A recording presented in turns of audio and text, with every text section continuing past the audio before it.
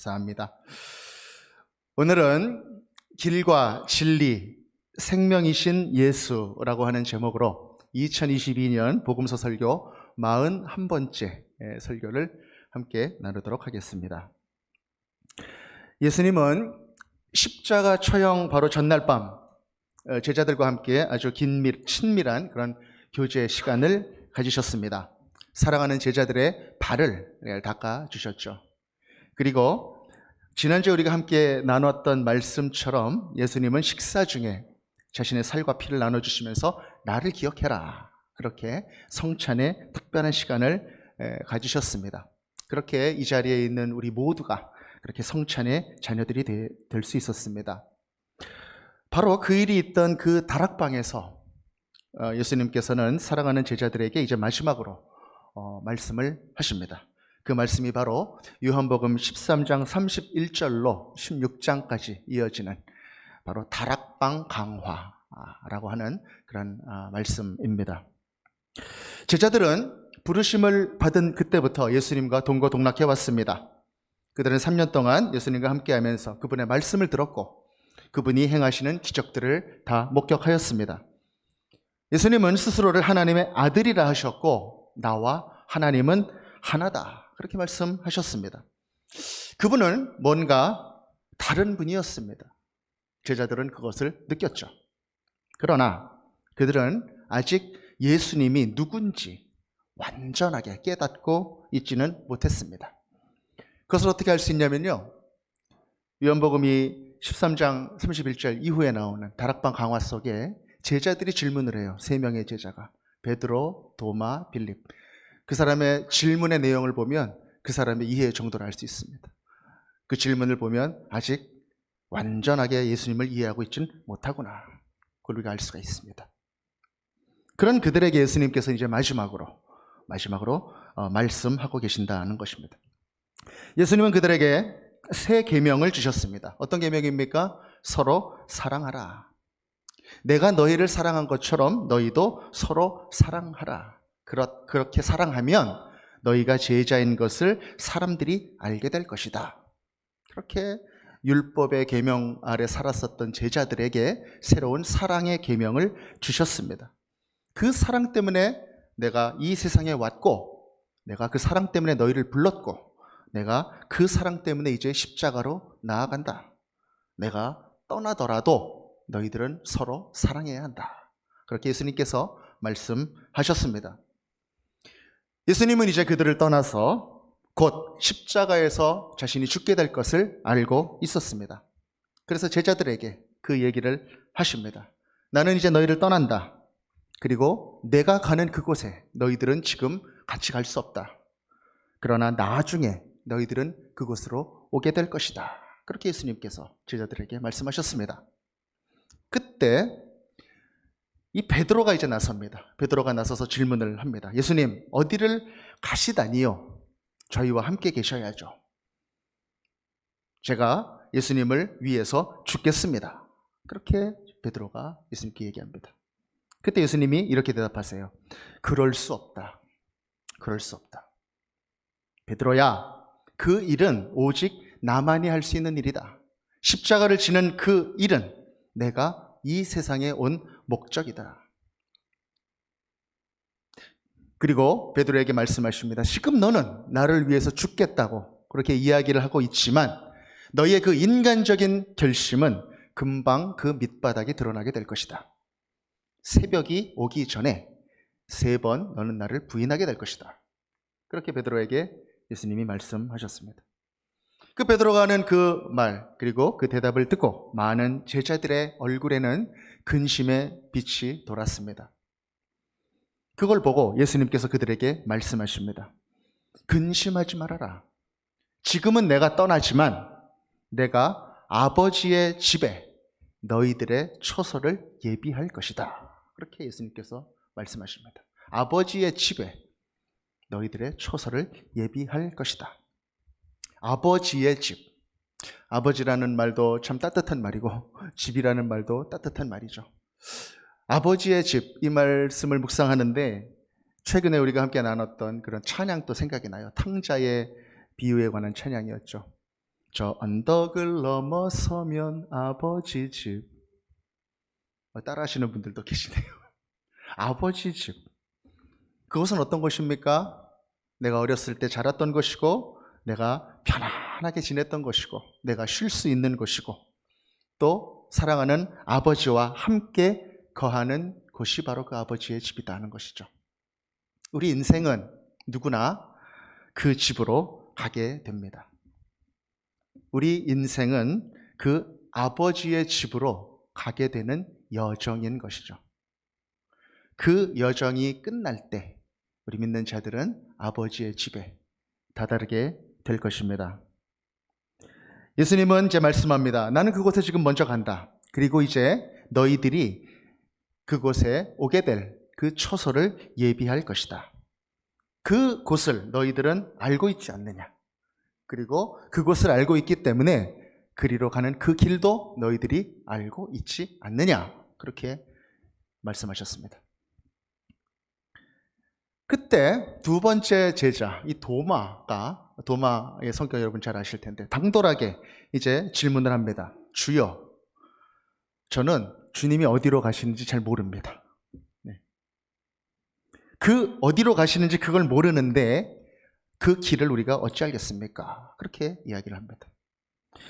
제자들의 말을 아까 말씀드렸죠. 들어보면 예수님을 어떻게 이해하고 있는지, 예수님이 하나님과 하나라고 하는 그 말씀을 여러 번 반복해서 들었지만 어떻게 이해하고 있는지 우리가 알 수 있는 것입니다. 아직 그들은 예수님을 잘 알지 못합니다. 예수님을 경험하고 예수님의 말씀을 듣고 예수님이 행하신 기적을 보았어도 그들은 여전히 예수님을 잘 모르고 있다라고 하는 것입니다. 우리가 하나님의 말씀을 대면할 때도 그렇습니다. 평생 말씀을 읽었는데 아직 잘 모르겠어요. 그런 분들이 있어요. 또는 그 말씀을 읽을 때 자기 마음대로, 자기 상식대로, 자기 지식대로 그렇게 말씀을 받아들이면서 이해하는 그 수준을 넘어가지 못하는 그런 분들이 있다라고 하는 것입니다. 제자들이 지금 예수님의 말씀을 듣고 그 수준에 머물고 있다라고 하는 것이죠. 그런데 이 제자들, 예수님께 이렇게 엉뚱한 질문을 하고 있는 이 제자들이 언제 예수님의 말씀을 알아듣게 됩니까? 나중에 예수님이 부활하시고 승천하신 이후에 성령께서 그들에게 임재해 주셨을 때, 강림해 주셨을 때, 그 말씀이 이런 말씀이었구나. 그러면서 그 예수님이 하셨던 말씀을 영으로 다 받아들이고 이해하게 되는 그런 일이 일어나게 되었던 것입니다. 예수가 그리스도이심을, 참으로 하나님의 아들이셨음을 그 영으로부터 고백하게 되는 것입니다. 그리고 그의 전 인격으로 그것을 고백하게 되는 것입니다. 그리고 그의 삶으로 예수 그리스도의 복음을 끝까지 쫓아가서 복음의 증인이 되는 그 삶으로 그들은 고백하게 되었던 것입니다. 언제 그랬습니까? 성령이 그들에게 임재했을 때. 그렇기 때문에 우리는 성경 말씀을 읽을 때 성령님의 비춰주시는 빛을 우리가 소망하면서 말씀을 하나하나 읽어나가야 한다라고 하는 것입니다.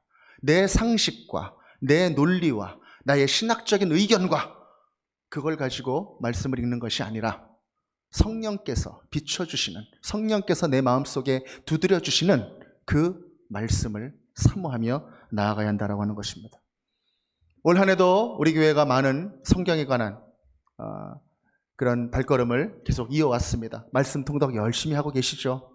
그리고 새벽마다 우리가 본문을 정해놓고 계속 묵상하면서 하나님의 뜻을 구하며 나아오고 있습니다. 또 주일 설교 말씀, 또 복음서 설교를 계속 또 우리가 하나님의 복음을 사모하며 듣고 있는데, 이 모든 말씀을 대면할 때에 우리는 성령께서 우리에게 해주시는 그 말씀을 사모하며 이 말씀을 기대하며 나아가야 한다라고 하는 것입니다. 바로 하나님의 음성을 청종하는 우리의 겸손한 마음의 귀를 열 때 하나님께서 그 말씀을 통하여 우리에게 주시는 영적인 메시지를 전해주신다라고 하는 것입니다. 도마의 질문, 주여 어디로 가시고 길이 어디입니까? 그 질문에 예수님께서 오늘 주저와도 같은 그 대답을 하십니다. 내가 길이요 진리요 생명이니 나로 말미암지 않고는 아버지께로 올 자가 없느니라. 그리고 또 말씀하십니다. 너희가 나를 알았더라면 내 아버지도 알았으리로다. 이제부터는 너희가 그를 알았고 또 보았느니라. 그동안에 예수님께서 가르쳐 주셨던 모든 말씀들에 대한 총정리와도 같은 그런 말씀을 제자들에게 마지막 순간에 하셨다는 것입니다. 내가 길이요 진리요 생명이다. 나를 알았더라면 아버지도 알았을 것이다. 이 말씀이 바로 다락방 강화의 아주 핵심이 되는 그런 귀한 말씀인 것입니다. 오늘 이 말씀을 조금 더 우리가 함께 나눠보고자 하는 것입니다. 예수님은 스스로를 지금 길이라 하십니다. 길. 이 자리에 계신 여러분들은 지금 어떤 길을 가고 있으십니까? 우리는 늘 길을 찾아 헤매죠. 인생의 길. 무엇이 가치 있는 일일까? 무엇이 좋은 일일까? 열심히 노력하기도 하고 열심히 구하기도 하면서 그 길을 달려갑니다. 그런데 열심히 길을 달려가다가 어느 순간에 발밑이 허전해지기도 하죠. 또 작은 성취를 맛보기도 합니다. 또 때로는 절벽을 만나서 또 넘어지기도 합니다. 그리고 또 이렇게 생각하기도 합니다. 내가 열심히 왔는데 이 길이 아니었나 보다. 이 길로 가면 내가 행복할 줄 알았는데 아니네. 그러면서 또 방황하고 또 다른 길로 가려고 애쓰고 그렇게 방황하는 모습이 우리 인생 가운데 있다는 것이죠. 여러분이 이 노래를 아실지 모르겠는데 이 노래가 제가 생각이 났습니다. 봉우리라고 하는 노래입니다. 봉우리. 네. 그 노래 가사가 그래요. 허나 내가 오른 곳은 작은 고갯마루였을 뿐 길은 다시 다른 봉우리로.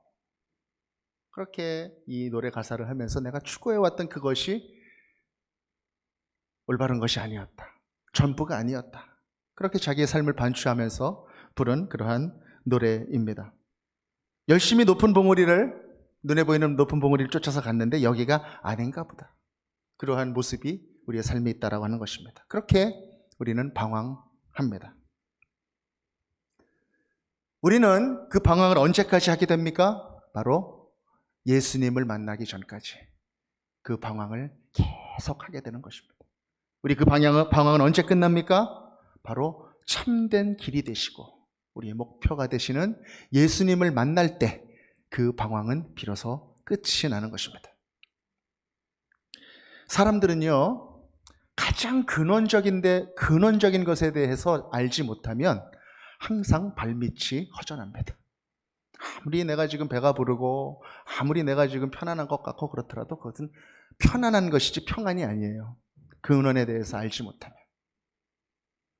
그렇기 때문에 어느 순간에 내가 기쁜 것 같지만 그것을 모르면 허무해집니다.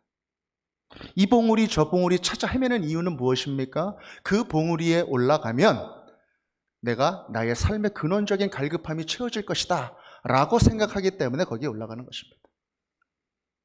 하지만 거기에 올라가면 여전히 허무함은 나에게 남고 이 봉우리가 내가 가야 하는 길이 아니었구나. 그렇게 깨닫게 되는 것이죠. 오직 영원하고 근원적인 해결은 바로 하나님을 발견해야 가능한 것입니다. 하나님을 발견할 때 우리의 영적인 눈을 떠서 하나님을 발견하고 그 안에 거하게 되었을 때 우리는 비로소 궁극적인 영적인 만족함을 얻으며 살아갈 수 있다고 하는 것입니다. 그것이 바로 궁극적으로 아버지의 집에 도착하는 것이요 아버지의 품 안에 거하게 되는 것입니다. 왜 예수님께서 길이 되실까? 왜냐하면 예수님이 말씀하셨던 것처럼 예수님이 바로 하나님이시기 때문입니다. 예수님이 하나님이시기 때문에 제자들에게 예수님께서는 이것들을 늘 알려주셨습니다. 나와 아버지는 하나다. 요한복음 전체의 주제가 마치 이것이라고 할 수 있을 만큼 자주 너희가 나를 보았으니 하나님을 본 것이다. 나와 아버지는 하나다. 그렇게 말씀하셨죠. 요한복음의 첫 시작은 바로 예수님이 하나님으로부터 온 그 존재다라고 하는 것을 선포하면서 시작됩니다. 태초에 말씀이 계셨다. 그리고 이 말씀이 하나님이시다. 말씀이 육신이 되어 이 땅에 오신 그분이 바로 예수님이시다. 그렇게 예수님은 하나님이시다. 그것이 바로 요한복음의 시작, 그 시작의 메시지인 것입니다.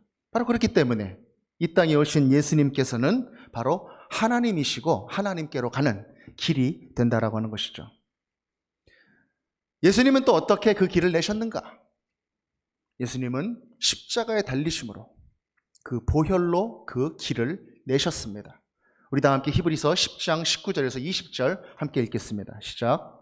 그러므로 형제들아 우리가 예수의 피를 힘입어 성소에 들어갈 담력을 얻었나니 그 길은 우리를 위하여 휘장 가운데로 열어놓으신 새로운 살 길이요 휘장은 곧 그의 육체니라. 아멘. 예수님은 이 땅에 나타나신 하나님의 형상일 뿐만 아니라 예수님께서 흘리신 그 피를 힘입어서 우리는 성소로 하나님이 계시는 그곳으로 담대하게 나아갈 수 있는 그 담력을 얻게 되었다라고 하는 것입니다. 성소 휘장 앞에 갔지만 두려워서 그 휘장을 넘어갈 수 없었던 그 인간의 두려움이 바로 예수 그리스도의 보혈의 공로를 힘입어 담대하게 그 성소 안으로 들어갈 수 있게 되었다. 그래서 우리는 무엇을 얻었다고 고백합니까? 20절 새로운 살 길을 얻게 되었다. 그렇게 지금 히브리서 기자는 고백하고 있는 것입니다. 그렇습니다, 여러분. 예수님만이 참된 길이 되십니다. 하나님이 이 땅에 오셔서 그분이 하나님께로 가는 그 길이 되신 것입니다. 그리고 예수님께서는 그것을 오늘 강조해서 또 말씀하십니다. 나로 말미암지 않고는 아버지께로 갈 자가 없다. 아버지께로 올 자가 없다. 그렇게 말씀하십니다. 아주 강력하고 단호한 그러한 선포이고 가르침입니다. 여러분 믿으십니까? 예수 말고는 하나님 아버지께로 갈 자가 없다. 할렐루야. 여러분 묻습니다. 예수 그리스도 말고는 우리 하나님께로 갈 자가 없습니까? 아멘. 아멘. 이 말씀이 너무나 강력한 메시지이기 때문에 세상 사람들은 이 말씀을 굉장히 배타적인 기독교의 메시지로 이해합니다. 특히 요즘은요, 세상이 어떻습니까? 무슨 시대라 그러죠? 포스트 모더니즘. 모든 권위들이 다 해체되고, 그렇죠? 모든 질서들이 다 거부되는 그러한 세대가 아니겠습니까?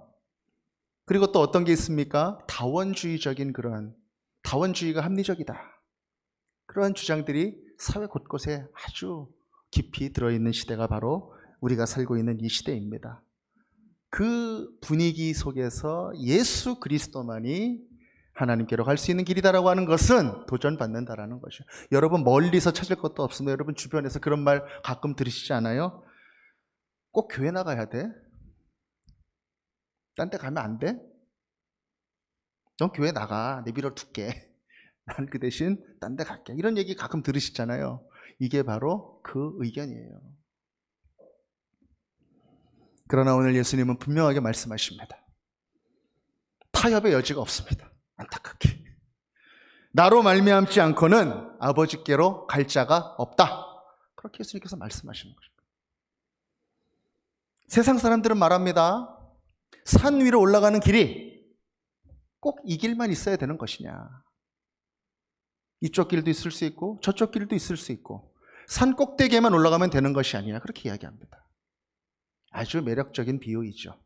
실제로 그렇더라고요. 제가 며칠 전에 신림동에 갈 일이 있었는데 네이버 그 지도로 이렇게 앱을 찾아보니까 거 가는 길이 한 8, 9가지가 주르륵 나오는 거예요. 네, 여기서 1호선 타고 쭉 가가지고 신도림에서 2호선 갈아타도 가고요.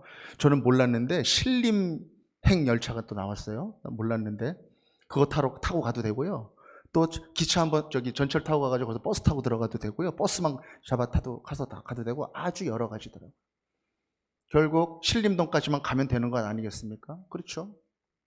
그럼 그거랑 같은 얘기죠. 결국 다 만난다는 거 아니에요. 버스 타고 오거나 전철 타고 오거나. 그렇죠? 맞습니다. 산 위로 올라가는 길은 여러 길이 있습니다. 산 꼭대기까지 가려면 이 길로 가도 되고 저 길로 가도 됩니다. 선택한 길로 열심히 잘 올라가기만 하면 됩니다. 누구는 걸어가도 되고 누구는 힘이 좋으면 막 뛰어가도 되고 걸어가고 뛰어갈 힘도 없으면 사람이 놓은 그 케이블카를 타고 가도 되고, 산 꼭대기까지 그렇게 다른 길로 가면 되죠. 그러나 여러분 꼭 기억하십시오. 하나님께 가는 그 길은 산 꼭대기까지 올라가는 데까지 가서 멈추는 그 길이 아니라는 거예요. 인간의 노력으로 도달할 수 있는 그 지점까지 가는 그 길이 목적이 아니다라는 것입니다. 하나님께 가는 길은 어떤 길입니까? 바로 산 꼭대기까지, 인간이 갈 수 있는 그 최선으로부터 바로 하늘로까지 올라가는 바로 그 길이 바로 하나님께 도착하는 바로 그 길이라고 하는 거예요. 사람이 아무리 힘이 좋고 아무리 점프를 잘해도 하늘을 올라서 달까지 갈 수는 없습니다. 산 꼭대기까지 갈 수는 있습니다.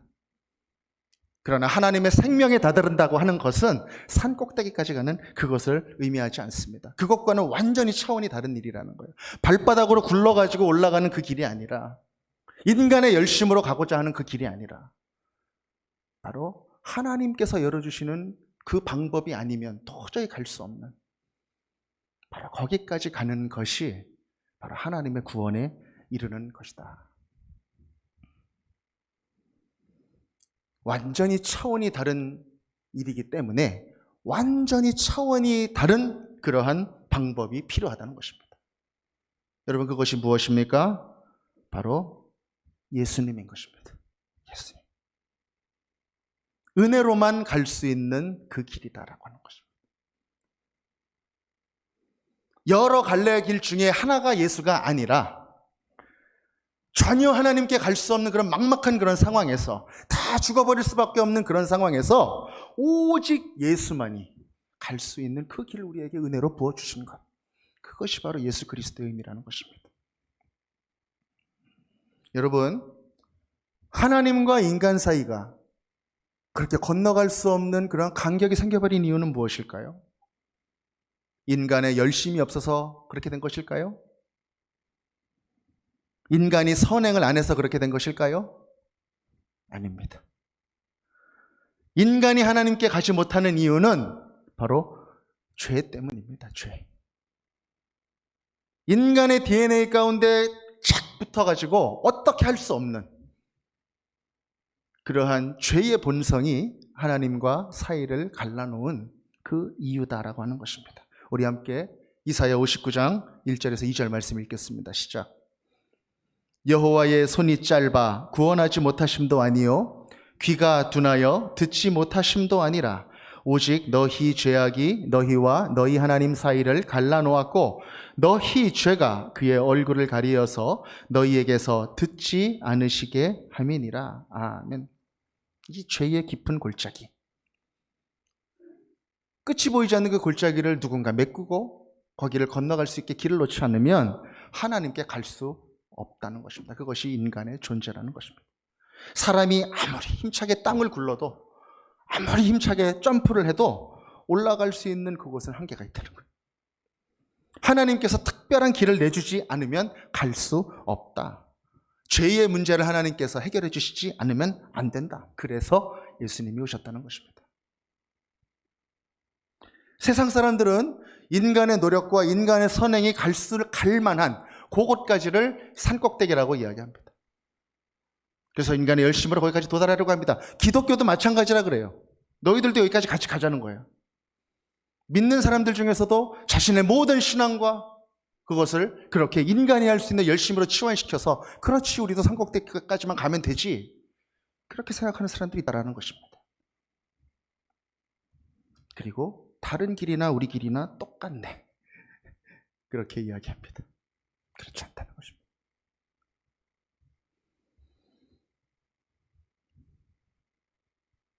열심히 선행을 하면 신에 이를 수 있고, 기도 열심히 해서 이마에 상처가 날 정도로 그 무슬림들 같이 그렇게 하면 구원을 받을 수 있다라고 이야기하는 그 사람들의 열심의 종교, 그것과 우리 예수 그리스도를 통한 그 믿음은 근본적으로 다르다는 것입니다. 근본적으로. 예수님이 직접 죽으셔서 흘리신 그 피 묻은 십자가의 능력이 없으면 안 된다는 것입니다. 하나님의 은혜를 발견하고 그 앞에 엎드려서 그 어린 양 보혈의 피를 뒤집어 쓰지 않으면 우리는 도저히 이 죄의 문제를 해결할 수 없다. 하나님이 특별히 은혜로 만들어주신 그 달까지 가는 우주선, 그거에 올라타지 않으면, 예수님이라고 하는 그 우주선에 우리가 올라타서 그 안에 거하지 아니하면 우리는 도무지 점프로 달까지 갈 수 없다는 거예요.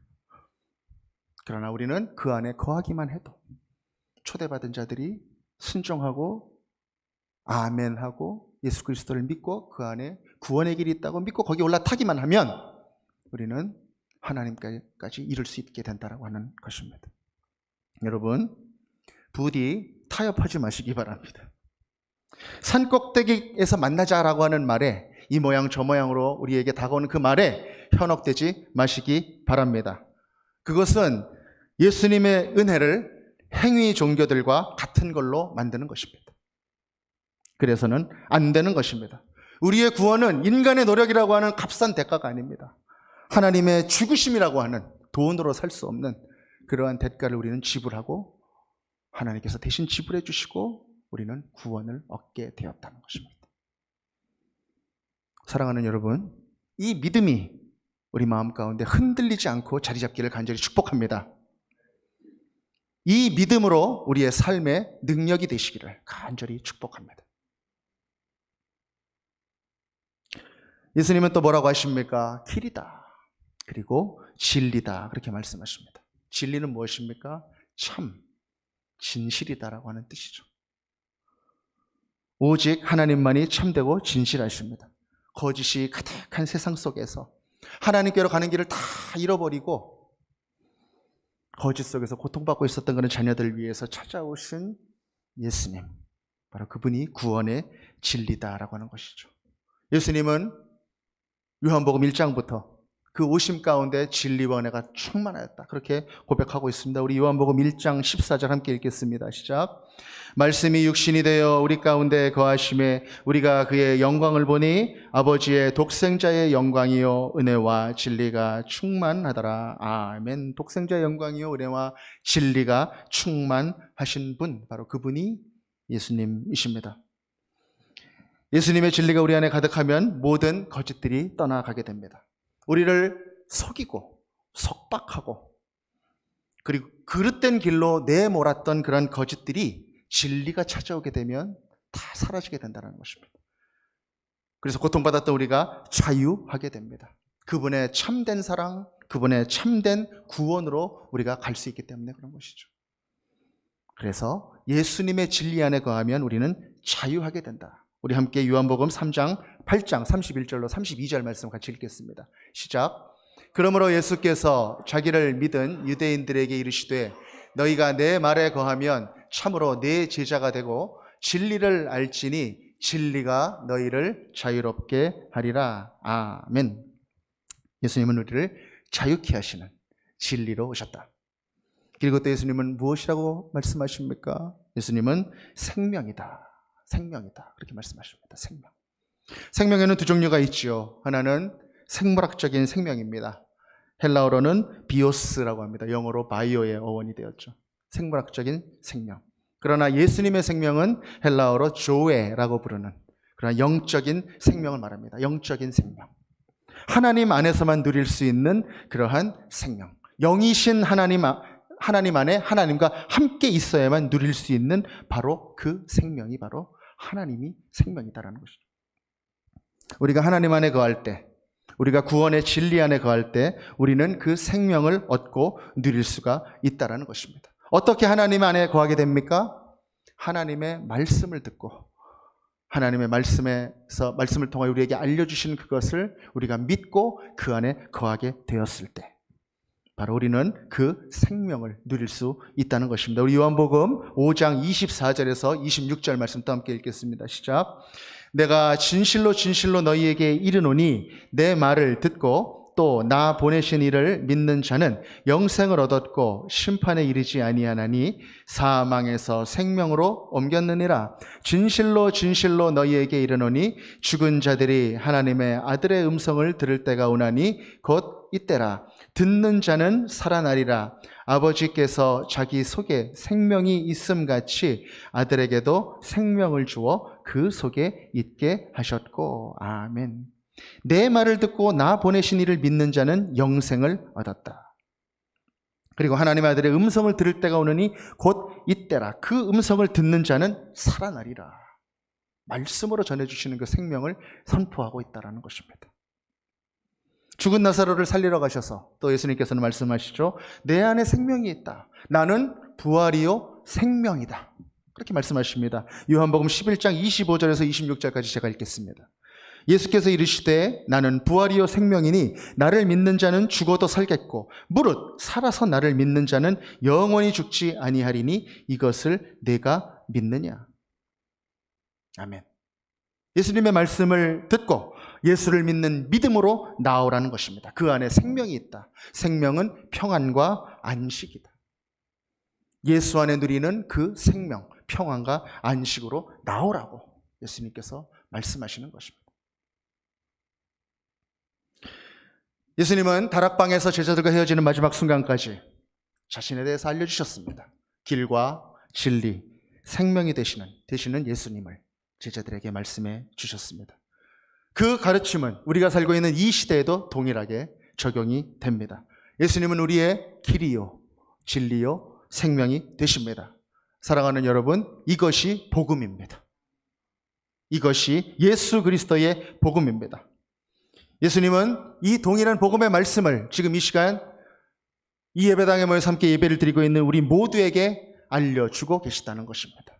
내가 길이요, 진리요, 생명이다. 복음을 믿는다라고 하는 것은 바로 이것을 믿는 것입니다. 예수님이 길이시고 예수님이 진리시고 예수님이 생명이시다라고 하는 것을 믿는 것입니다. 오직 예수 그리스도만 하나님께로 가는 길이다는 것을 믿는 것입니다. 말씀을 맺겠습니다. 예수님은 다락방에서 이 말씀을 하시면서 제자들의 눈빛을 보니까 아직 다 알아듣는 것 같지 않았어요. 그런데 예수님께서 그때 또 한 가지 약속을 이 다락방 강화에서 하셨습니다. 그것이 무엇이냐면 바로 보혜사 성령이 오실 것이다 라고 하는 말씀입니다.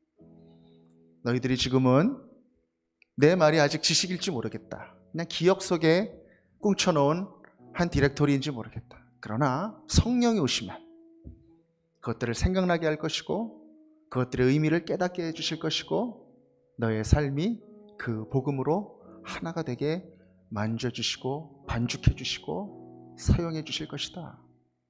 그렇게 예수님께서는 보혜사 성령님이 이 땅에 오실 것이다 라는 것을 함께 말씀해 주셨습니다. 저는 오늘 이 말씀을 함께 나누고 있는 사랑하는 제기동 서울중학교의 모든 형제님들 자매님들이 성령이 알려주시는 이 복음의 말씀을 듣고 복음이 우리 삶에 깊이 자리 잡게 되는 그런 복된 분들이 되시기를 간절히 축복합니다. 그리고 이 복음이 우리의 능력이 되기를 축복합니다. 예수 그리스도만이 우리의 소망이요 우리의 구원이시라고 하는 이 고백이 우리의 삶에 흘러나오고 그 고백이 우리의 삶의 능력이 되기를 간절히 바랍니다. 그렇게 하루하루 살아가는 우리 모든 제기동 서울중앙교회 믿음의 자녀들 되시기를 우리 구주 예수 그리스도 이름으로 간절히 축복합니다.